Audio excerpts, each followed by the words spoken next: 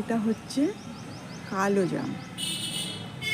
কি সুন্দর, কত ছোট্ট একটা জায়গাতে জাম গাছে ফুল এসেছে। ভীষণ ভালো লাগছে আর ভীষণ খুশি হয়েছি আমি।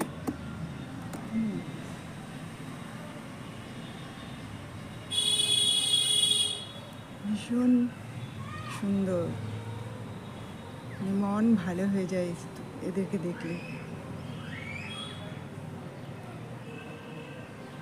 ভীষণ সুন্দর। শুধু জৈব সার দিয়ে করেছি, এখানে কিন্তু কোনো রকম কোনো কেমিক্যাল ব্যবহার করিনি।